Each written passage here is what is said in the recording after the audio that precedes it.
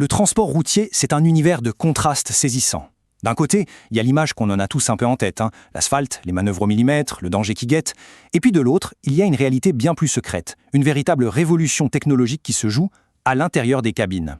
Alors, partons ensemble à la découverte de ces deux mondes qui en ce moment même sont en train de tout changer pour ceux qui sont au volant. Et pour commencer, il faut parler de l'humain. Écoutez bien cette phrase. S'il y a de la casse, c'est pour ma pomme. Tout est dit. Ça, c'est le résumé parfait de la pression quotidienne, de ce qui pèse sur les épaules des conducteurs. Chaque manœuvre, le moindre virage, la livraison, tout engage leur responsabilité personnelle. Ce n'est pas juste un travail, c'est un engagement constant. L'erreur, elle, a des conséquences immédiates et souvent très coûteuses. Voilà le visage extérieur du métier, celui de la responsabilité à l'état pur. Alors commençons par ce premier monde, celui qu'on voit tous les jours, la vie sur l'asphalte. C'est un environnement exigeant, c'est peu de le dire. Chaque jour amène son lot de défis, d'imprévus et de contraintes bien concrètes.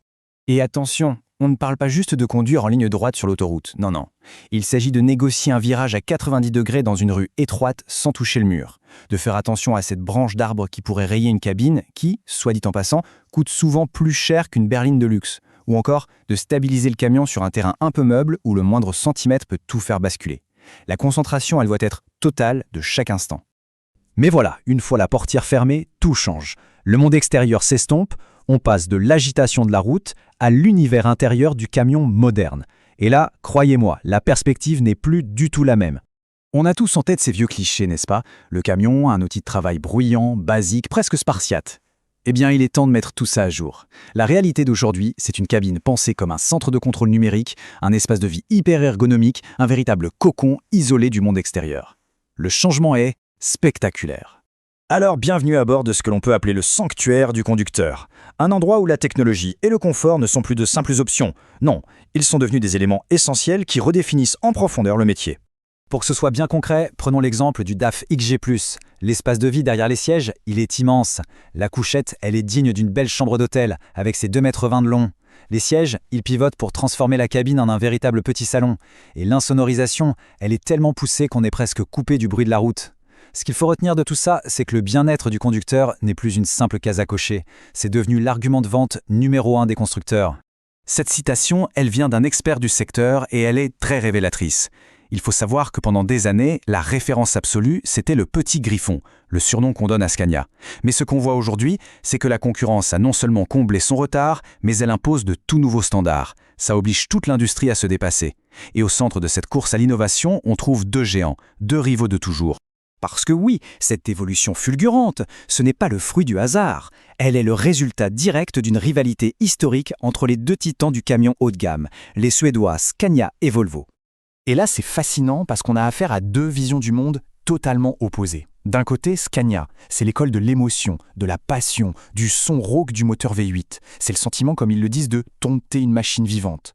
De l'autre côté, Volvo, c'est tout l'inverse. Pour eux, la technologie doit être tellement efficace, tellement silencieuse, que le conducteur peut, je cite, penser à autre chose. C'est un vrai duel entre le cœur et la raison. Alors, dans ce duel, qui prend l'avantage? Eh bien, les chiffres parlent d'eux-mêmes. 19%. C'est la part de marché de Volvo en Europe sur les poids lourds de plus de 16 tonnes, ce qui en fait le leader. On dirait bien que leur approche, axée sur la raison, le confort et l'efficacité, a trouvé son public. Pourtant, malgré tout ce qui les oppose, ces deux marques partagent un ADN commun, le fameux design suédois. Et cette phrase d'un ingénieur de Scania le résume à la perfection. Qu'on choisisse la voie de l'émotion ou celle du silence, au final, l'objectif reste le même, créer une technologie qui soit évidente, intuitive et entièrement au service de celui qui conduit. Bon, maintenant qu'on a vu ce qui se passe dans la cabine, il faut prendre un peu de hauteur. Parce que toutes ces innovations, elles ne sortent pas de nulle part. Elles sont la réponse à des tendances de fond, économiques et réglementaires qui bouleversent tout le secteur. Prenons le cas des méga poids lourds. C'est un exemple parfait. On parle de camions plus longs, plus lourds. Et pourquoi? Eh bien, c'est une réponse très directe à la pression sur les coûts. Et l'idée est simple en fait, transporter plus de marchandises en un seul voyage. Ça permet d'optimiser les coûts et au passage de réduire le nombre de camions sur les routes. Alors concrètement, qui utilise ces méga-trucks? Si on regarde l'exemple des Pays-Bas, qui sont assez précurseurs en la matière, on voit que ce sont surtout la grande distribution et le transport de conteneurs. C'est très logique en fait. Ça montre bien qu'on est dans une adaptation très pragmatique, on crée l'outil logistique qui répond parfaitement aux besoins de l'économie. Et en parallèle de ça, il y a une autre vague qui déferle, celle de la technologie et des réglementations. On a des plateformes numériques qui optimisent les trajets à la minute près, de l'intelligence artificielle qui peut prédire une panne avant même qu'elle n'arrive. Et puis bien sûr, il y a la réglementation, avec des normes de sécurité de plus en plus exigeantes. La prochaine étape, c'est l'obligation d'éliminer les angles morts. Un enjeu absolument crucial pour la sécurité en ville, et qui nous ramène directement à la réalité de l'asphalte dont on parlait au tout début. Au final, le tableau qui se dessine est assez clair. Le transport routier, c'est à la fois le moteur essentiel de notre économie et en même temps un secteur qui fait face à des défis gigantesques, des défis humains, technologiques et économiques. Et de tous ces défis, le plus critique, il tient peut-être en un seul chiffre, 45 000.